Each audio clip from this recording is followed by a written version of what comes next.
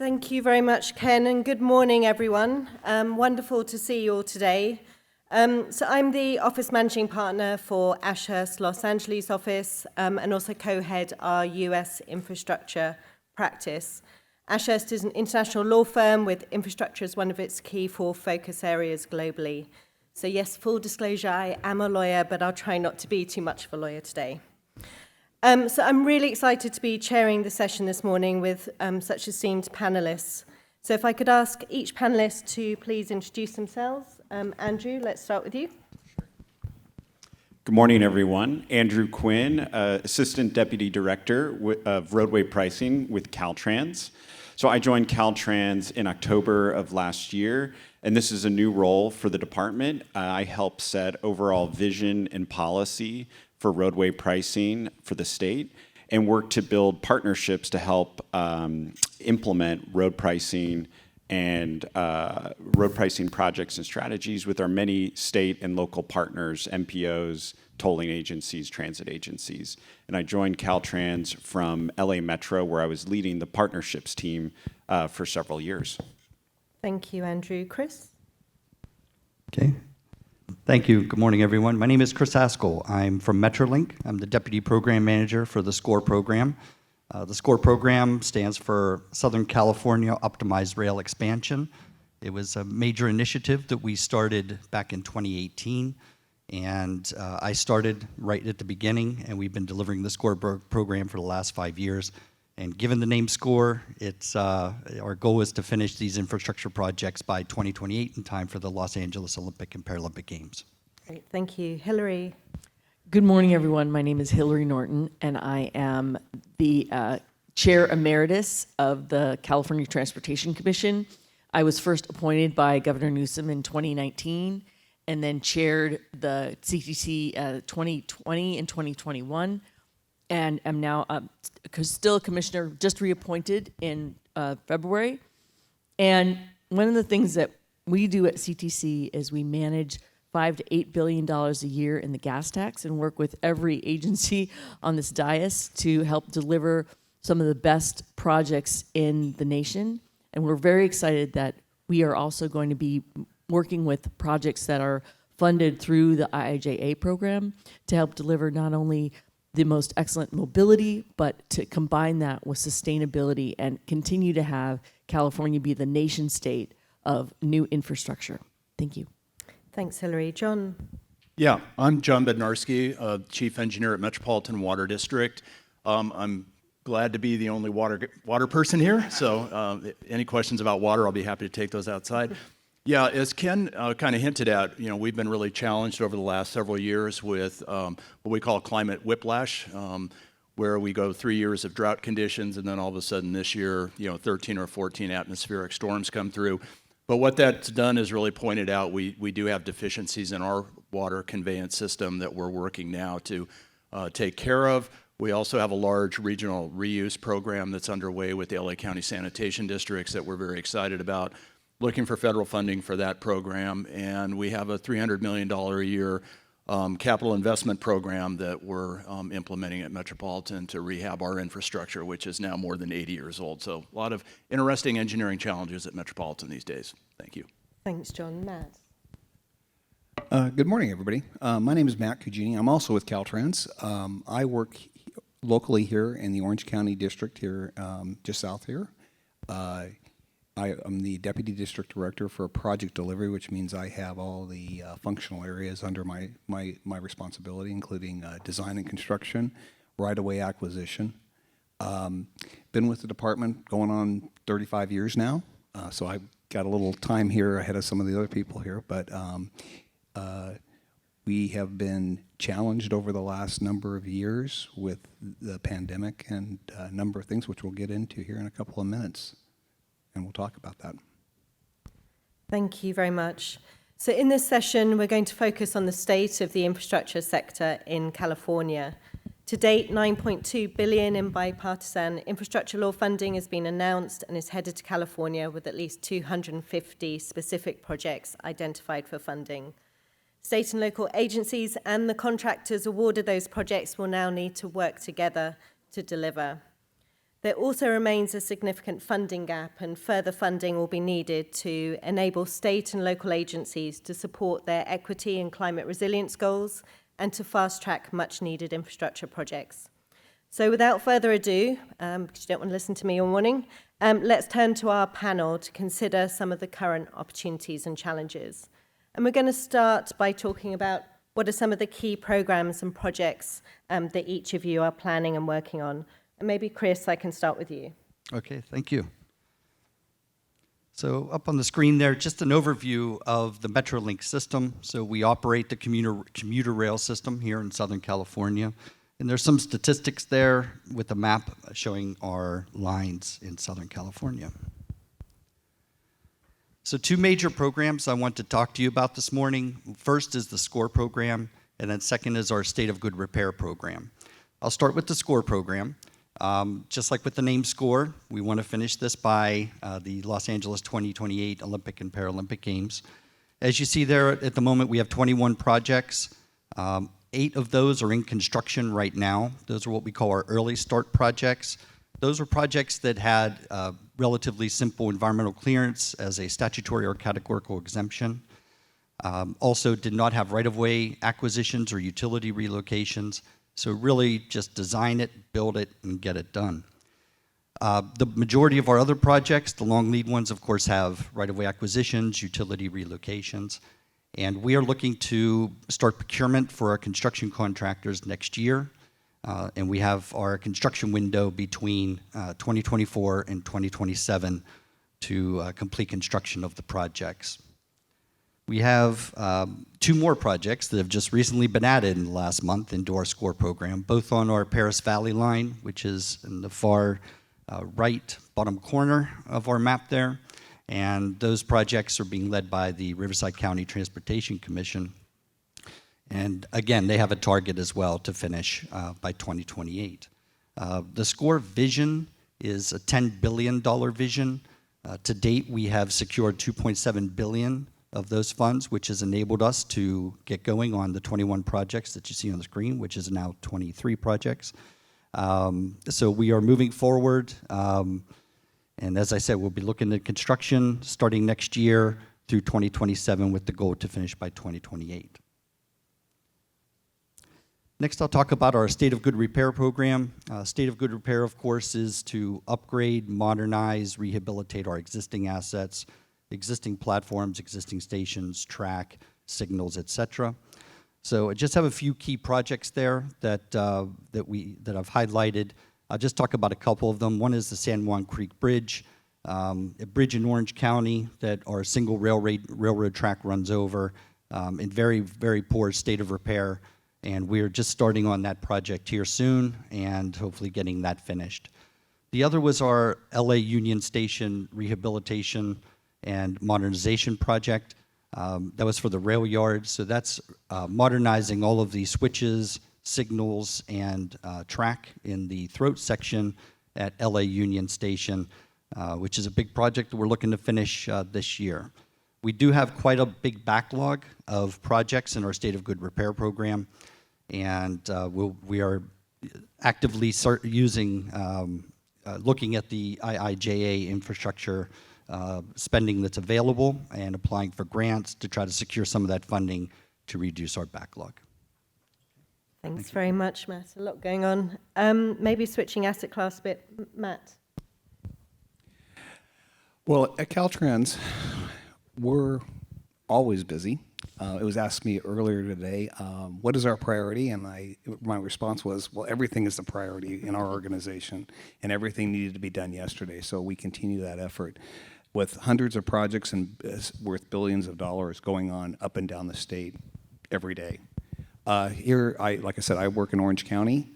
In Orange County, we have right now over 100 contracts, almost 110 contracts under construction right now in Orange County by Caltrans. And that's just Caltrans. That doesn't include the local agencies. So you can see there's a huge demand on the contracting industry, on the consulting industry, all the industries that were attached to transportation, because there's just so much work out there that needs to be done.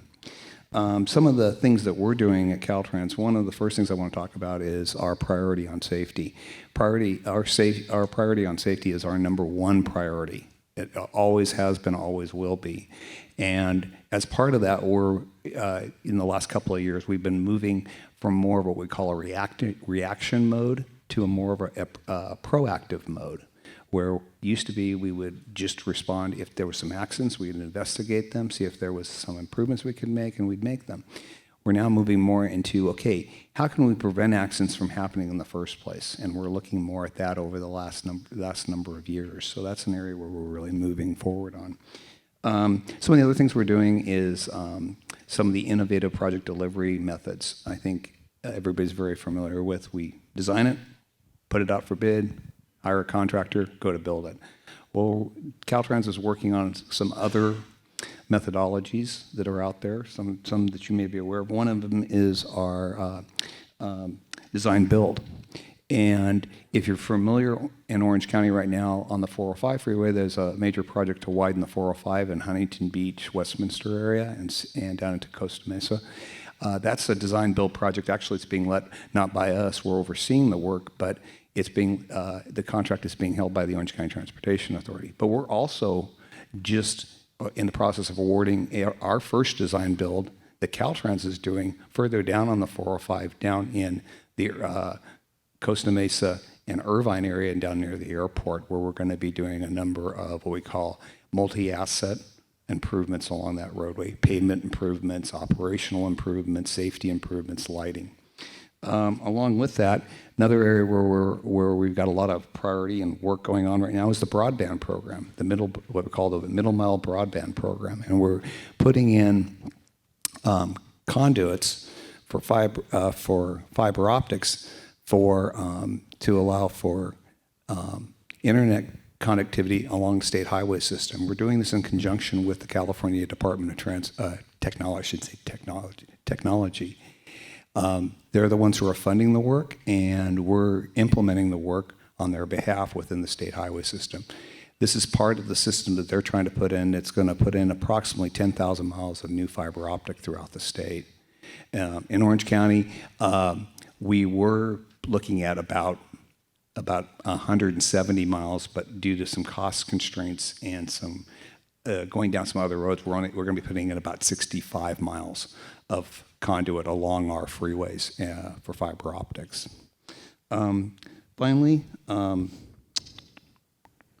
that methodology we're going to be using, those broadband projects, we're using a new method of contracting, which we've never used before, and it actually was authorized as part of our broadband program, job order contracting. And we just secured 5 contractors up and down the state. We've split the state up into 5 regions, Orange County and Los Angeles being one of those, to deliver projects. So through this job order contract. So with that, I'm going to go ahead. Great, thank you. And I know we're going to come back to some of those delivery methods later on as well. So sticking with Caltrans, Andrew. Yeah, so zooming out a bit, looking statewide, we're trying to build a safe, sustainable, and equitable transportation system for the state of California, and one that supports economic prosperity for all. And Matt touched on some of the specific projects in one of our districts. Under each of those major priorities, there are projects all over the state. Under the heading of safety, we're working with the CTC and the Active Transportation Program to help develop and improve complete streets to reduce traffic fatalities, which unfortunately have been on the rise in California over the last several years. When it comes to sustainability, we're thinking more about multimodal transportation investments, working with local partners to win low-no grants for zero-emission buses. When it comes to equity, we're really trying to think hard about how can we better serve the needs of underserved communities, especially those who have been directly impacted by some of the highway construction over the last 50 years. So working with the Reconnecting Highways to Communities grant program to help win federal funding to improve neighborhoods that have been affected by highway construction. And then in terms of economic prosperity, this is probably one of the most challenging topics that we're tackling at the state. It's how do we connect sectors like transportation and housing that have been somewhat disconnected over the last few decades and have led to a somewhat unsustainable pattern of development across the state, where single occupancy vehicles are the primary method of travel and are the most convenient method of travel. And so we're doing some work to better think about, again, road pricing. One of the projects actually in Orange County that I know Matt's team is working on is the I-5 Managed Lanes project. So thinking about how we can use road pricing to incentivize different travel choices and improve the travel options that are available to people all over the state. Those are just some of the high-level priorities we're working on, and we'll get into a little more detail on how we're utilizing IJA funding, I think, in a bit. Thank you, Andrew. So talking about connecting sectors from drought to flood, John, what are your priorities?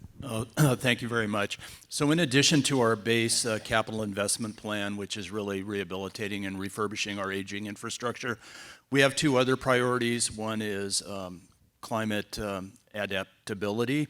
All of us in California are aware the last 3 to 4 years have really put us into situations where it's feast or famine, famine or feast, and our member agencies are very interested in adapting our system at Metropolitan to be more resilient in the face of climate change. We have about $200 million worth of projects that our board has already approved to readapt our system to move water in directions that it was never conceived by our forefathers to move water. Primarily, the drought has shown that we have gaps in our system that need to be modified so that we can ensure that we can reliably provide water from all of our sources to all of our member agencies. So that's one area, climate adaptability. The other area, major focus for us, is just sustainability. We are partnered with the LA County Sanitation Districts on a large water reuse program, Pure Water Southern California. This is estimated to be a $4 to $5 billion effort over the next 10 years to produce up to 150 million gallons per day of purified water that will be used either for groundwater replenishment or direct potable reuse through raw water augmentation at our existing water treatment plant. So those are two areas that we're really looking to push forward over the next decade, again, to make us a more sustainable, resilient, and reliable organization within Southern California. Great, thank you. And Hilary? This is great because coming at the end, it's wonderful because we work with everybody. And because we're not a procurer, we're a funder, what we're doing is we're having our guidelines for the projects we fund help dictate how we partner and actually achieve some of the goals we're talking about. Focused on Governor Newsom's CAPDI program, the Climate Action Plan for Transportation and Infrastructure, we are envisioning all of our programs. So every highway program has to have a complete streets element to it. People forget that the highway program also, we spend $700 million to $1 billion out of the highway money for water to be used to get off the freeways. And now we're partnering with MWD and Caltrans to look at how can we make sure that when we're moving the water off the freeways, can we also have some stormwater recharge? Can we do some things that are going to be different and new to meet some of the goals that we have? The active transportation component, Governor Newsom allocated $1 billion out of the general fund last year for active transportation. That's more than the entire states and others focus on biking and walking. That is very meaningful for safety, for people who want to travel differently. But I think we are very focused on making sure that we are also changing our entire system into zero emission. And that means looking at zero emission freight. It means re-envisioning our road user charge away from a gas tax to more of the reflections of all of the kinds of cars that we drive, like the EV I drive, and hydrogen and others. But we're also tasked with envisioning what our infrastructure network is going to be over the next 10 years. So simultaneously, in 2023, CTC is going to be doing a report on moving all of our freight to zero emission and where those corridors are. We're going to re-envision the gas tax and what that should be. And we're going to talk about what our 10-year vision is for infrastructure, which you all should participate in because it's all going to be about what your next decade of work is going to look like. And we're going to be working on increasing the number of congestion pricing and managed lanes programs because that is one of the most efficient ways to help improve our roadways, increase multimodality, and actually fund those fantastic bus corridors and move people towards buying EVs and hydrogen cars and traveling together. Those managed lanes are one of the most efficient and effective ways to change behavior, but they also increase the amount of funding that we can use for a variety of other things. And so I think this is a huge year for innovation, for creativity, and for the opportunity to work together. And I will say that California has never experienced a time when these agencies work together in such synergy. And I think with SB 671 work that we're doing on moving the freeways to zero emission, that we've had the private sector really lean in with us, and that's been fantastic because we are learning and evolving together, and the private sector and contractors are never more needed in terms of your voice as to how to deliver it, the most creative ways to deliver it, the most effective ways to use money, and the best ways to procure. So this feels like a great year for Infrastructure Day because 2023 is going to be a banner year for how we do things differently and achieve multiple goals at the same time. Thank you, Hilary. So just staying with the funding, the Infrastructure Investment and Jobs Act is the one that gets a lot of the media attention, but as you say, there's such state support and level funding as well. So maybe we can just talk about how focused you've been on the federal IIJA funding and what progress you've made. Maybe, Andrew, I can start with you. Sure. Yeah. So in late 2021, after IIJA was signed, CalSTA and Caltrans formed an interagency working group focused on IIJA that holds monthly meetings to help coordinate all the formula funding that's coming in through IIJA and also help us as a state compete for all of the discretionary grant programs. And so, some of the things I touched on earlier, we've won awards for low-no grants for zero-emission buses. We're tackling climate adaptation for the first time in the state with the State Climate Adaptation Grant Program that we're working with the CTC on. So we're making these new priorities and then aligning our investments behind the priority through CAPTI, the Climate Action Plan, again, that Hilary touched on. One of the things I want to mention, though, is we really need to put this new federal funding into overall context. In the upcoming California fiscal year, about $25 billion is allocated to transportation between state and local, and then about an additional $7 billion is the federal funding, the federal formula funding, and that's about a $2 billion increase over FAST Act levels. So it's a very welcome increase, but in the overall scheme, we really need to rely on state and local funding to help accomplish our transportation and climate goals. I assume likely our water and energy goals as well. And so Hilary touched on road pricing and road use charge. When you look at the four major MPOs, urban MPOs in California, and you look at their long-range transportation plans, they only rely on about federal funding for about 10% of their overall investment. Most of what they're relying on is state and local funding, and they're expecting about 20% of that funding over the next few decades to come from new state and local sources of funding, whether that be a new sales tax measure or most definitely state and local road pricing, tolling opportunities. So there's a lot of work to do, and we're really trying to think about this new federal funding in a different way as a state, not just as a one-time investment, but as seed capital. How can we leverage some of these new federal dollars to create more managed lane projects or other types of pricing projects so that we can generate additional revenue over the long term for the multimodal transportation system that we're trying to achieve? Thanks, Andrew. Interesting way to look at it as seed capital in which to launch the projects. John, sort of how easy or challenging has it been to actually feel the federal dollars flowing into the projects? Well, let me start by just saying that kind of historically, Metropolitan has not really been a player in pursuing state or federal funding for our projects. We've primarily funded those through bond indebtedness or water sales. But the times have changed, and they've changed in a number of different ways. First, I'd like to thank the state of California on behalf of Metropolitan for receipt of over $100 million in state support for the two programs that I mentioned earlier, both our climate adaptability program and also with our pure water program. So those are going to give us an opportunity to really jumpstart work in both of those areas. I'll just give you a heads up that we're coming back for a little bit more funding from the state, so don't be surprised when you see that letter in the mail.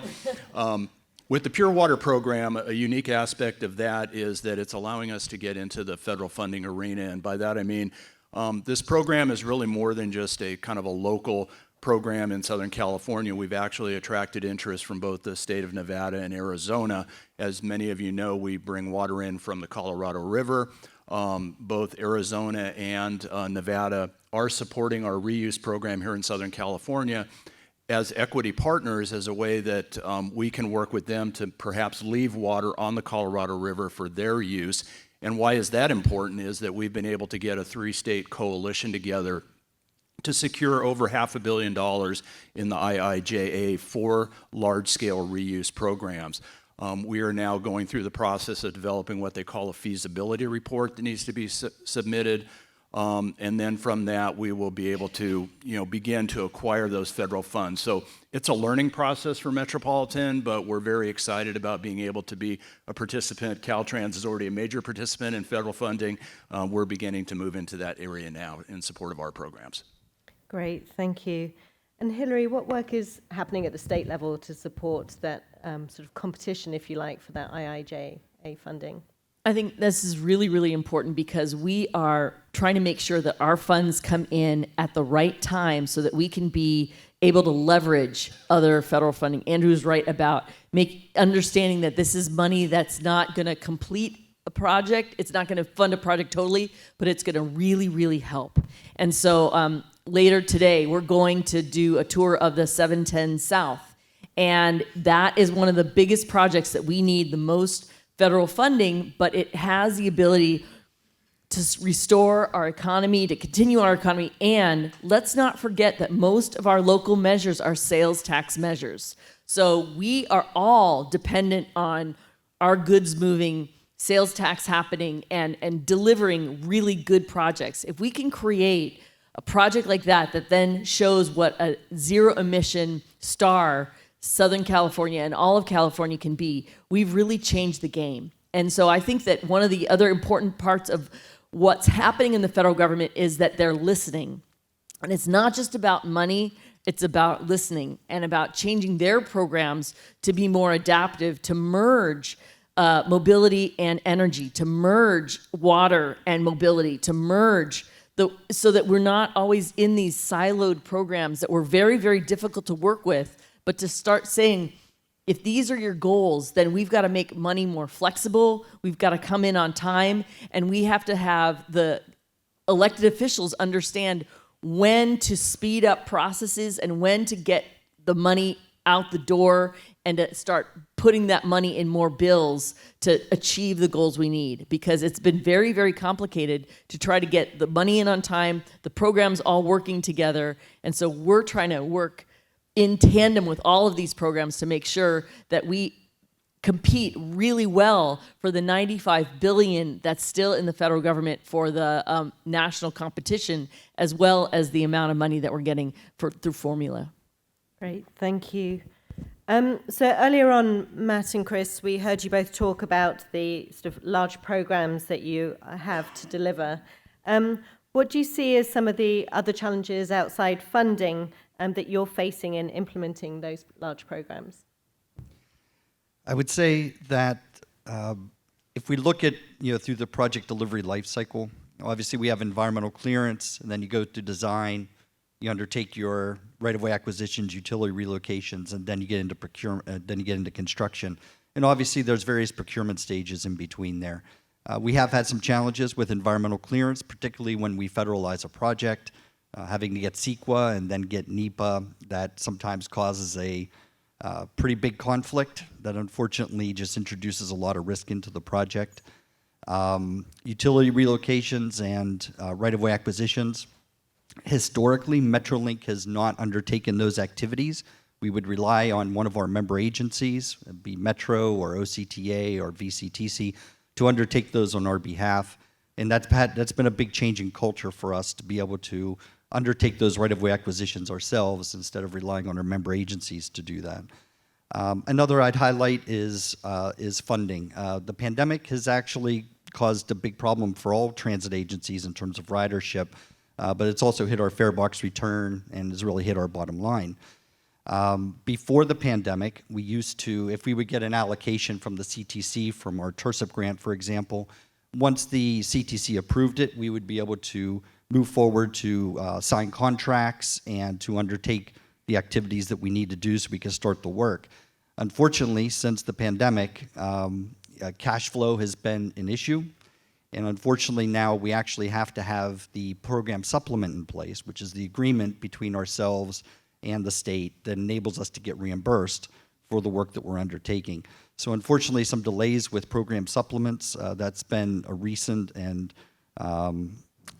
rather unexpected challenge that we've faced that we're trying to overcome. So a bit of it is the money, and some of it is just the practical logistics of trying to deliver a project in our current society. Thank you. Matt, maybe you can talk about some of those practical challenges. Yeah, I'll talk to two challenges that we're seeing in our side. Like I said, my area is execution, is taking the work after it's been programmed, money's been allocated, and getting a project out and constructed. Our two biggest areas that we're seeing is one is versus in the contracting side right now. I mentioned earlier, everybody has got work going on. Local agencies have got work going on, state agencies, the federal government, everybody's got work going on, and there's only so many contractors out there. So we're really seeing a challenge sometimes in our contracts getting enough contractors to bid on our jobs. Just in Orange County, we had 3 contracts within a few months of each other where we only got single bidders and well above what the project was programmed for. So we had to go back and actually relook at those projects to come up with a better project to allow that project to proceed. A number of times we're having lately with our bids is because there's fewer bidders bidding, and with the supply chain issues and with the shortage of workers and such, there's just not enough contractors out there, so the bids are becoming in much higher. So we're having to go back to our partner agency, California Transportation Commission, and ask for more money. They've been seeing a lot more what we call supplemental funds requests to award projects after we've gone through the bidding process. So that's one challenge, is trying to get more contractors into the contracting industry, so we have more available. Second one is our own staff. Right now we're going through not a massive leaving, but an anticipated leaving of staff who are retiring. Many staff members started 20, 30, 40 years ago, and now they're retiring. And so we're trying to bring in new staff. But so is the contracting industry, so are the consulting industry. All the industries that are related to us are looking in that same pool of limited candidates out there to hire. So we're finding it's a challenge just to find candidates too to fill our open positions so we can continue our programs. One of the things we're doing in Orange County, in my office, is we're doing a college mentoring program. We're working with the local universities such as University of California, Irvine, and Cal State Fullerton to work with their senior students on their senior projects to allow them to see what Caltrans does and as a possible career, and in transportation in general. So we've seen a number of the people we've mentored not only go to work for Caltrans, but also go to work at other transportation agencies, consultants, and contractors. Thank you very much. You've got a room full of candidates here, so maybe a start to resolving that. So we've talked about some of the challenges. So now I want to turn to what's going to be really the key to successful delivery of this program. Hilary, you made an interesting comment earlier about sort of marrying the different sectors together so that there's a more cohesive approach. Maybe you can discuss that a bit further. Yeah, I can't say enough about utility relocation and the idea of growing the grid and doing it now, because the regional connector is going to open, but it's going to open late. 2 years were just utility relocation. We could have predicted that. We can do some things that I think now we need to look at with our utility sector and start moving those. We have an LA streetcar and we have an aerial tram that are all zero emission that could be, the utility relocation could happen now. I think we have some forethought opportunities that can make sure that your projects are delivered by the Olympics. That's a very important deadline. And we need to just start talking about getting these RFIs out so that we can show that we can do big things. And I think that's really the exciting part, is how many of you are ready to go, and let's keep that train going about how possible it is and how much money there can be, so that we use that next 3 years of IIJA well, and we meet the goals of the Justice 40 initiative, that 40% is used for communities of need, so that we can also meet our equity goals and move this whole region towards a cleaner but sustainable and efficient and, frankly, state-of-the-art mobility system. Thank you very much. And Andrew, how do we get the politics to line up behind all these delivery programs? Yeah, and I think that's the big challenge, because we're seeing, I think for the first time in at least a very long time, a ton of alignment at the state level. CTC, CalSTA, Caltrans, CARB, HCD, all these different state departments and agencies working together to win funding, allocate that funding to the right types of programs and the right types of projects to build a better transportation infrastructure for California. The challenge, that Hilary touched on, is a challenge I think that everyone is encountering across the state, which is sometimes local cooperation and partnership issues. And I think we have such an opportunity to create better partnerships at all levels of government to help deliver these projects more quickly, more efficiently, more smoothly. There's so much alignment at the state. There's, alignment between the state and the regional and local agencies, whether it's an MPO or a transit agency. We might quibble over slightly different words when it's a plan or a priority, but fundamentally we're all behind the same, the same train, trying to deliver a better transportation infrastructure. And I think what we all need to do is work together to reach out to politicians and elected officials at all levels of the state and to help educate them on what really needs to happen. I think we've learned from all the great work that's been done, whether it's by an MPO or a transit agency or a state agency like Caltrans, about what that transportation system could look like. What I hear when I attend state meetings is that everyone is convinced. And the question we keep asking ourselves, well, how do we get there? And I think the next step is explaining that to our elected officials. This is what we're going to need from you.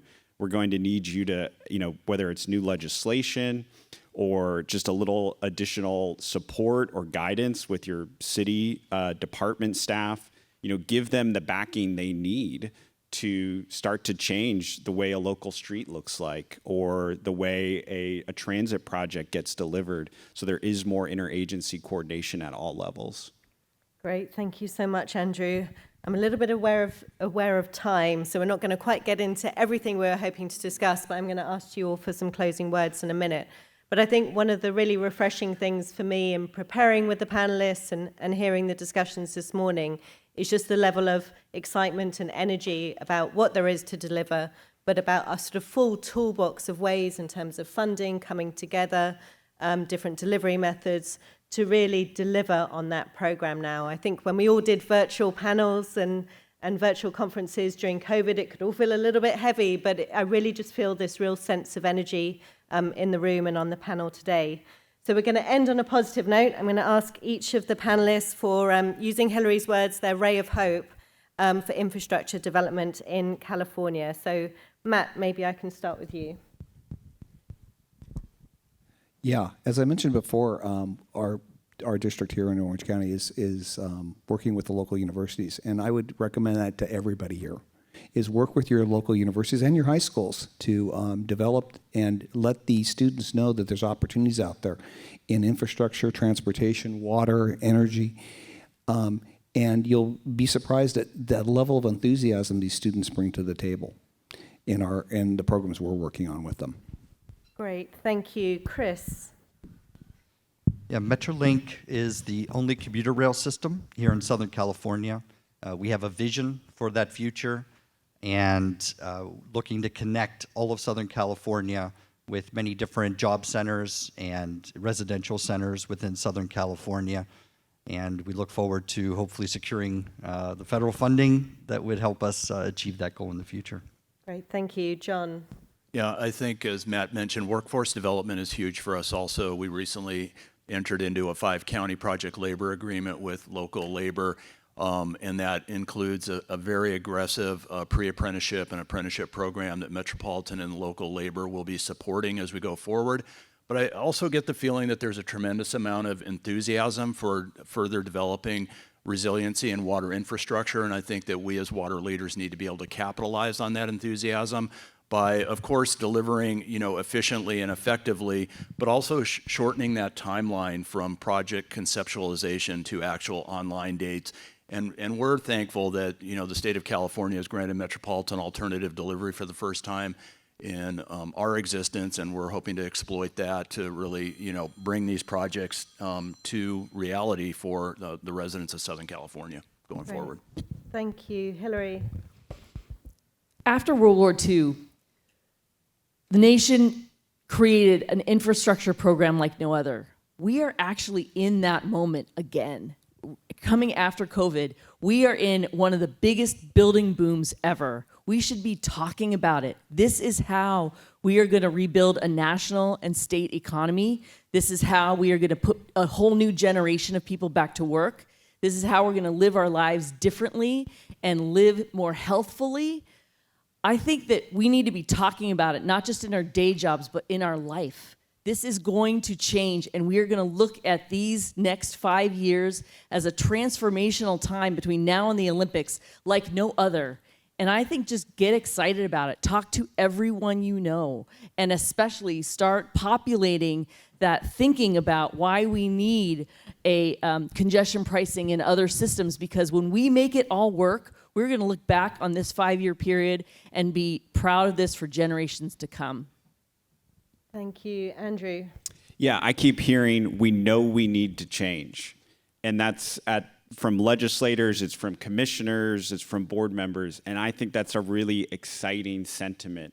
If that's what they're saying, that they're teeing it up for all of us, for everyone in the room, everyone who couldn't be here today, who's working on great projects in cities, counties, and other agencies to make that change. They're giving us that window of opportunity, and I think it's on all of us to take it. Absolutely. So there's a resounding call to action. So please join us to thank our panelists.